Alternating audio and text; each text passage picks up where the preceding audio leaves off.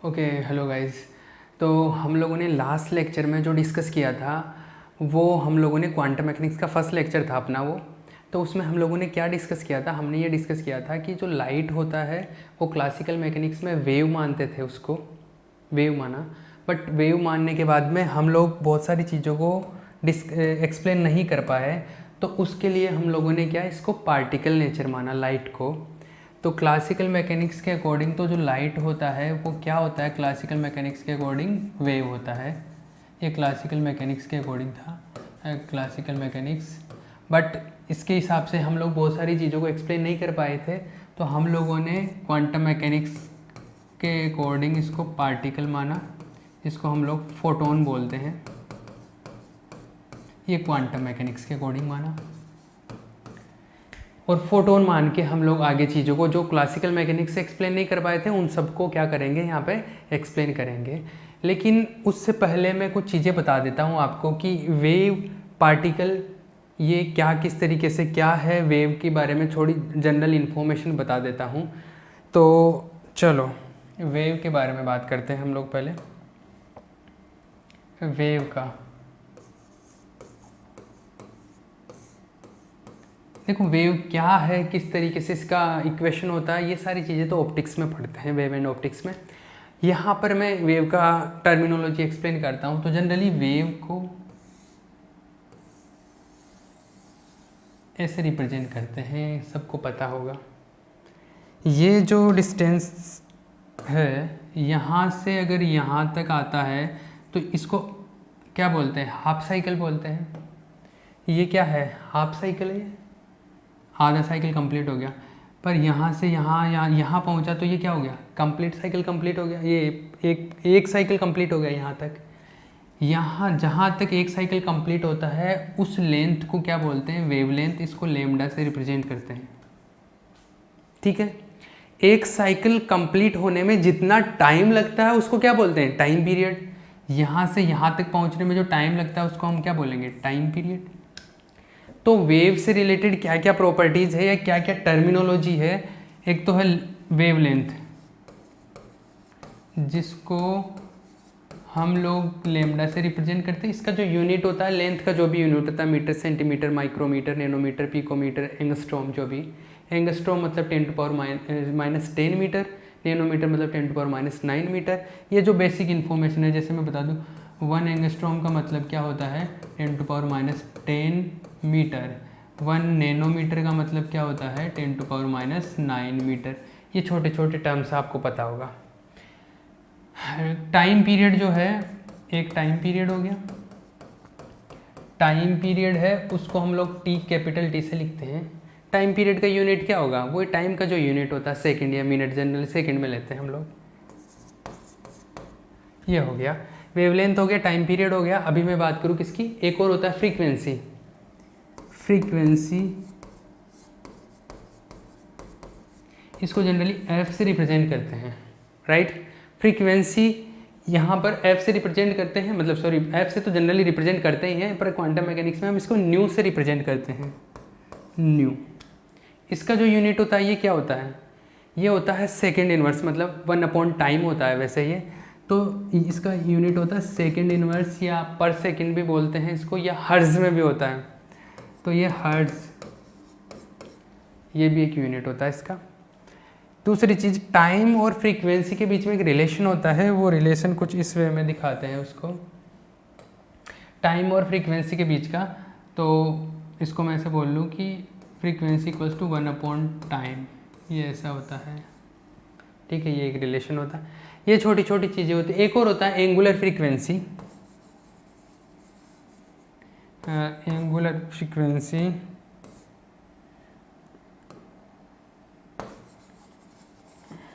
Angular frequency वही है जो एंगुलर वेलोसिटी बोलते हैं ना हम क्लासिकल मैकेनिक्स में, वो एंगुलर फ्रीक्वेंसी होता है, दोनों एक ही चीज़ होती है। तो इसको जनरली ओमेगा से रिप्रेजेंट करते हैं, और ओमेगा इक्वल्स टू, ओमेगा को न्यू के टर्म्स में ऐसे लिखा जाता है, ओमेगा इक्वल्स टू 2π न्यू, ऐसा होता है। ये ओमेगा और न्यू का रिलेशन है। तो मैं वेव के बारे में एक जनरल आइडिया बता रहा हूँ कि जब वेव पढ़ते हैं तो उसके से रिलेटेड क्या क्या इन्फॉर्मेशन होती है। एक और जो फॉर्मूला होता है जो आप लोग जनरली पढ़ते हैं वेव के बारे में, वो ये होता है कि आपने एक बेसिक फॉर्मूला तो पढ़ा ही होगा कि डिस्टेंस इक्वल्स टू क्या होता है, वेलोसिटी इनटू टाइम होता है। अरे ये फॉर्मूला तो पढ़ा ही है, distance equals to velocity into time, मतलब कितनी डिस्टेंस कवर करता है अगर मैं इस वेलोसिटी से अगर वो जाए और इतने टाइम में, ये बेसिक फॉर्मूला होता है। तो जैसे मैं अगर यहाँ पे बात करूँ कि वो टी टाइम, एक टाइम पीरियड में वो वी वेलोसिटी से अगर कोई वेव जा रहा है तो वो कितना लेंथ कवर करेगा, कितना डिस्टेंस कवर करेगा। तो ऐसा है कि टी टाइम पीरियड में बात कर रहा हूँ, टी टाइम पीरियड में कितनी स्पीड से, मान लो वेव का स्पीड है वी, तो वी वेलोसिटी से जा रहा है वो, यहाँ पे वेलोसिटी की बात करते हैं, स्पीड या वेलोसिटी, मतलब स्पीड तो डिफरेंट होता है पर जनरली वेलोसिटी की बात करते हैं, उसको स्पीड भी बोल देते हैं पर एग्जैक्ट वो मीनिंग नहीं है, वेलोसिटी से ही बात करते हैं हम लोग। तो वेलोसिटी इनटू टाइम, ये क्या होता है, डिस्टेंस। तो एक साइकिल में कितनी डिस्टेंस कवर करता है, लेमडा, तो ये हो गया lambda equals to V into T. ठीक है, मैं इस टी को इधर ले आता हूँ, तो ये टी इस तरफ आ गया तो 1/t आ गया equals to we velocity. 1/t को तो फ्रीक्वेंसी एफ से भी लिखते हैं हम लोग, ये फ्रीक्वेंसी एफ, ये वी हो गया। फ्रीक्वेंसी एफ को हम लोग न्यू से भी लिखते हैं, मतलब न्यू एफ तो एक ही चीज़ है, ये न्यू, ये हो गया वी वेलोसिटी। अब जो वी वेलोसिटी है, वेव का जो वेलोसिटी है, जनरली हम लोग अगर वैक्यूम की बात करें तो स्पीड ऑफ लाइट सी से ही रिप्रेजेंट करते हैं, तो वी को मैं सी से लिख दूँ तो ये हो गया सी इक्वल्स टू लेमडा न्यू या न्यू लेमडा। तो ये फॉर्मूला तो आपने बहुत बार पढ़ा होगा कि जो C इक्वल्स टू क्या आ गया आपके पास में, न्यू इंटू लेमडा, ये फॉर्मूला इस तरीके से जनरेट होता है। ये सारी चीज़ें वेव की इन्फॉर्मेशन आ गई, wavelength, frequency, angular frequency, time period जो भी है। किसी को कोई चीज़ पहले नहीं आती थी, यहाँ पे बता दी है, किसी को आती थी, कोई प्रॉब्लम नहीं है। पूरा बेसिक से लेके चल रहा हूँ, ये लेक्चर खत्म होते ही बेसिक ख़त्म हो जाएगा। ठीक है, उसके बाद में क्या जो यूनिट वाइज सिस्टम जो सारा चलेगा वो वैसे चलेगा। ये वेव का इन्फॉर्मेशन हो गया जनरल। अगर मैं पार्टिकल नेचर की बात करूँ, मतलब फोटोन का, तो फोटोन का क्या नेचर है, फोटोन को किस तरीके से एक्सप्लेन करेंगे, फोटोन की क्या प्रॉपर्टीज है, उसके बारे में बात करते हैं। तो फोटोन की प्रॉपर्टीज,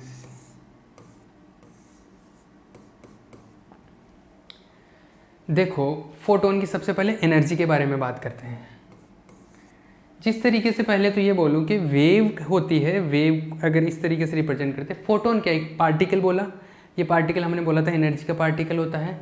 तो वो जो एनर्जी का पार्टिकल होता है तो उसकी एनर्जी कितनी होगी उसके बारे में बात कर रहा हूँ मैं।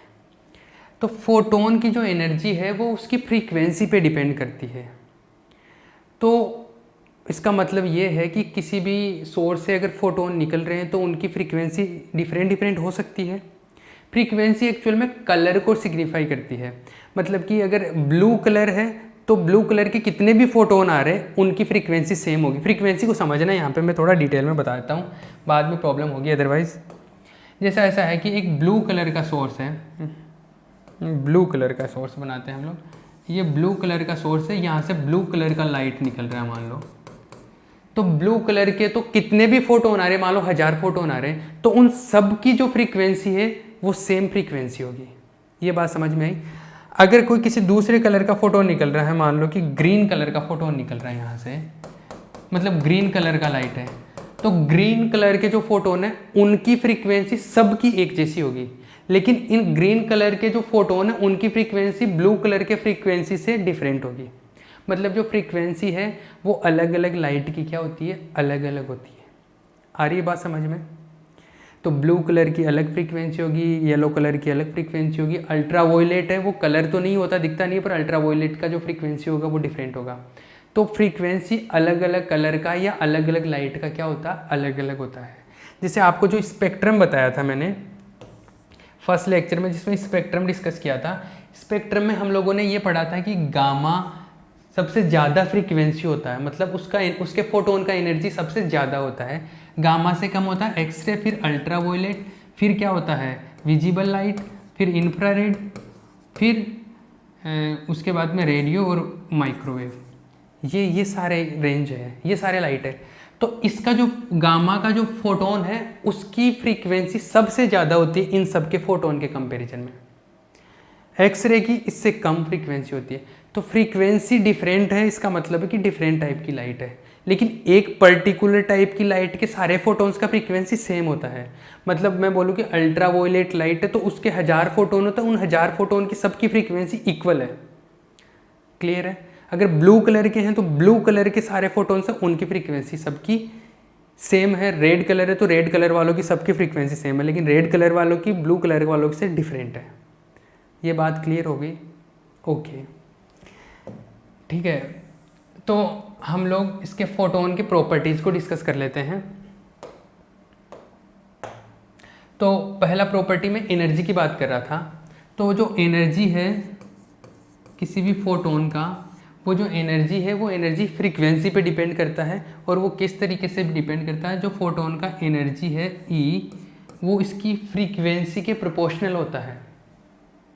ई इज प्रोपोर्शनल टू फ्रीक्वेंसी, मतलब फ्रीक्वेंसी ज़्यादा है तो एनर्जी ज़्यादा है। तो जैसे गामा रेज का जो फोटोन है उसका फ्रीक्वेंसी हायर होता है तो ई का उसका जो एनर्जी है वो भी ज़्यादा होगा। ठीक है, तो ये ऐसे होता है। तो मतलब फ्रीक्वेंसी ज़्यादा तो एनर्जी ज़्यादा, फ्रीक्वेंसी कम है तो एनर्जी फोटोन का कम होगा। अब इस प्रोपोर्शनलिटी साइन को रिमूव करने के लिए ये क्या होता है, प्रोपोर्शनलिटी कांस्टेंट अप्लाई करते हैं जिसको एच से लिखते हैं। ये हो गया एच न्यू। ये जो एच जो कांस्टेंट है, इस कांस्टेंट को बोलते हैं प्लांक कांस्टेंट। प्लांक एक साइंटिस्ट थे तो उनके नाम पे है ये प्लांक कांस्टेंट है। एच का एच जो है, एच क्या है? प्लांक कांस्टेंट है, मैक्स प्लांक कांस्टेंट है ये। और इसका जो वैल्यू आता है एच का वो कितना आता है? 6.67 × 10⁻34 जूल सेकेंड, ये इसका वैल्यू होता है। क्लियर है? ये बात हो गई भैया।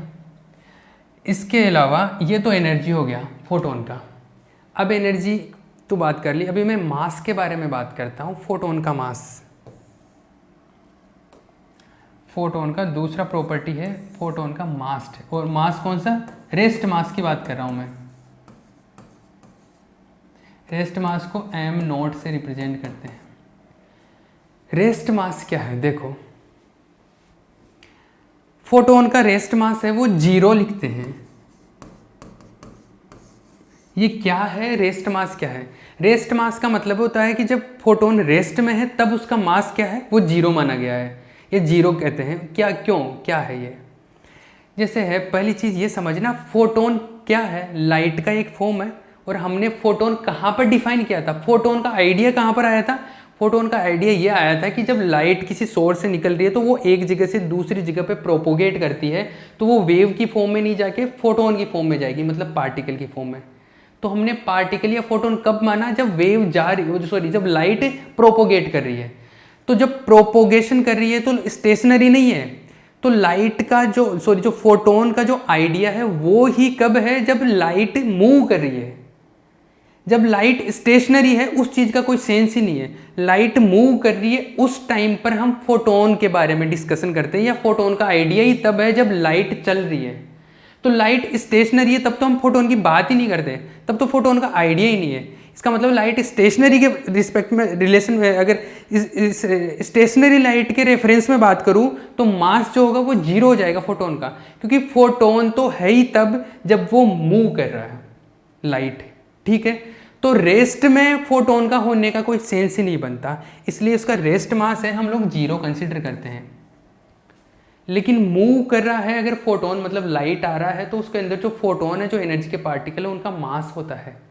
मतलब ये तो इस तरीके से वाली बात हो गई कि मैं बोलूँ कि रेस्ट मास तो 0 है, ठीक है, लेकिन मूविंग मास होता है उसका। और वो मूविंग मास कैसे होता है उसके बारे में बात करते हैं। रुको एक बार।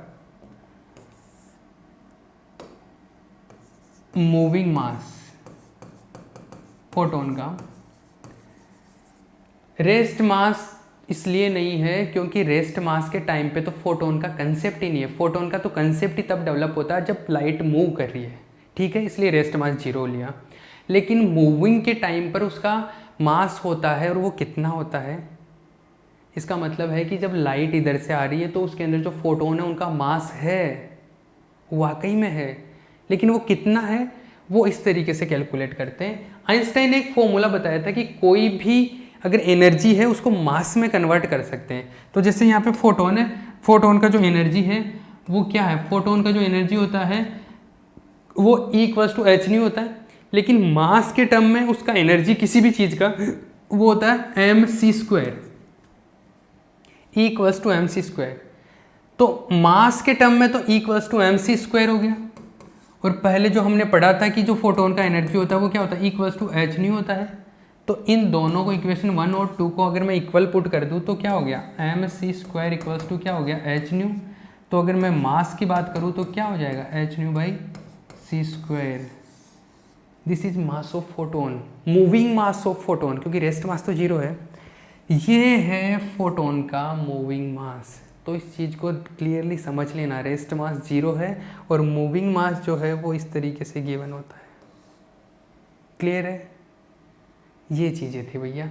ये फोटोन का जनरल डिस्कशन हो गया, वेव का जनरल डिस्कशन हो गया। अब हम लोग जो डिस्कस करेंगे आगे वो हर एक टॉपिक को डिटेल में बात करेंगे। ये थोड़ा हल्का फुल्का बेसिक था, इंट्रोडक्शन था, क्वांटम मैकेनिक्स किस तरीके से डेवलप हुआ, क्या चीज़ें थी, क्या फोटोन है, क्या वेव है, ये बेसिक आइडिया था। क्लियर है, ओके। अभी मैं दूसरी चीज़ें, चलो ये तो क्वांटम मैकेनिक्स का लेक्चर फिनिश हो गया। अभी मैं कुछ चीज़ें बता देता हूँ आपको। वो ये है कि जैसे हमारा ऐप का आइडिया बता ही दिया था, जैसे लास्ट लेक्चर देख लेना या हमारे यूट्यूब चैनल पे अगर आप देख रहे हो तो और भी वीडियोज है उनमें जाके देख लेना। हमारे ऐप के बारे में सारी इन्फॉर्मेशन गिवन है। फोमा एजुकेशनल हब के नाम से हमारा ऐप है, फोमा एजुकेशन हब।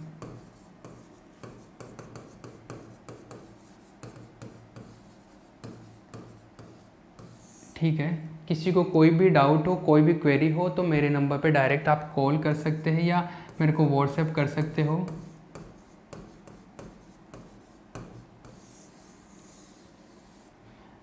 यूट्यूब पे भी हमारे लेक्चर देख सकते हो आप। और अगर ठीक है, ये सारी चीज़ें हैं, ऐप डाउनलोड कर लेना आप लोग और उस पर पूरे लेक्चर्स आएंगे। इसके अलावा मैं IIT JEM का भी कोर्स स्टार्ट कर रहा हूँ, IIT JEM फिजिक्स का, जो कि 16 अगस्त से स्टार्ट होने वाला है। ठीक है, एक एक चीज़ को, सिंगल चीज़ को हम लोग डिस्कस करेंगे। बहुत ही नंबर ऑफ़ प्रॉब्लम्स बहुत ज़्यादा करवाऊँगा, बहुत सारे क्वेश्चन करवाऊँगा, किस तरीके से चीज़ें होती है वो सारी चीज़ें होगी। ये सारी चीज़ें हैं। और इस तरीके से अगर आपको कोई फीडबैक देना है तो आप फीडबैक सजेस्ट कर सकते हो, आप कमेंट कर सकते हो, जो भी चीज़ें हैं। हमारे यूट्यूब चैनल पे भी जाके आप जो ये चीज़ें हैं वो देख लेना। क्लियर है, मेन चीज़ है कि आपको समझ में आना चाहिए, वो बिल्कुल ज़रूरी चीज़ है। ठीक है, क्लियर है, ओके, बाय।